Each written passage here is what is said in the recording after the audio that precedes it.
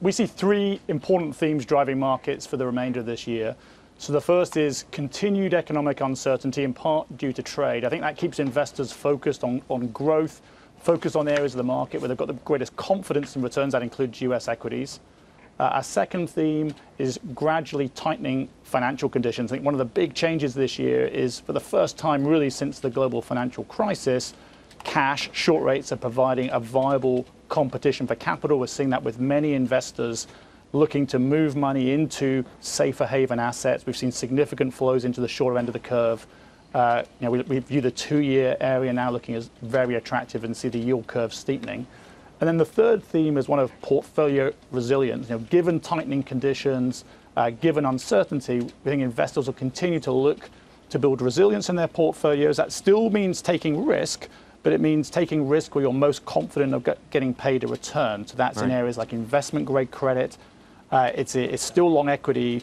The one area where we really think you're being paid to step into some of the recent volatility, though, is emerging markets. Richard, the thing that I'm most curious about right now, though, is if you do have these clouds on the horizon and you do have the issue with interest rates creeping up, whether buybacks are going to continue at the pace that they have. They represent such a big chunk of the market, the equities market right now, in terms of propping things up.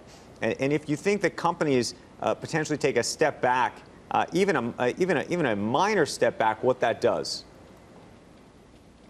Well, one of the reasons that we continue to be positive on equities in aggregate is the huge amounts of cash that companies both have on their balance sheets today, but also generating.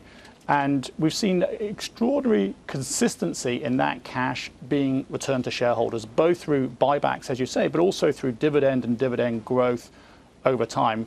The companies we're speaking to are telling us that they're continuing to plan to buy back shares. In fact, the hope that we're going to see a significant recovery in CapEx spending actually looks like it's not coming through as rapidly as people thought.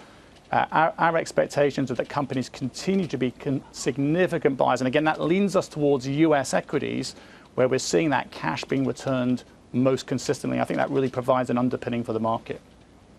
Richard, can I ask your focus on emerging markets? And at the same time, you're talking about gradual monetary tightening, rates coming up, becoming attractive.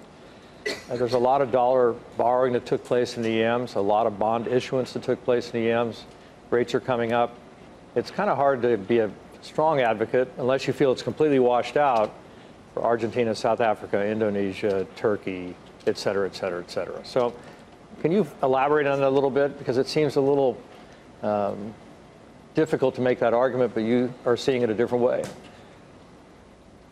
So we're seeing a combination of local country factors in Turkey and Argentina causing rising volatility in emerging markets, and also global factors. You mentioned rising short-term interest rates, and I'd say the stronger dollar have been very important in creating some of the volatility that we've seen in emerging markets going forward. But it's worth remembering that the countries you just listed, actually, they're a very small part of what the emerging market universe offers, and actually, particularly when you look at emerging market equities, they're much more focused to Asia, where debt levels are much lower. So the reasons for being optimistic going forward on emerging markets are that many of those local country risks are dissipating. We think we're close to a peak in idiosyncratic risk or country risk.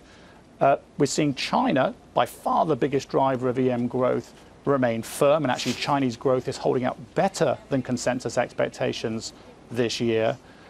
We believe that most of the Fed rate hikes are now priced in, so the market has really caught up with what the Fed has been telling it for some time. So you've had this big one-off adjustment in short rate expectations, and along with that, you're starting to get some stability in the dollar. The dollar's really been in a very stable range against developed market currencies since May. So if we take that all together and we look at the valuations now on offer, particularly in emerging market equities, we think investors are really being paid very attractively for stepping in and buying some great potential earnings growth at attractive valuations.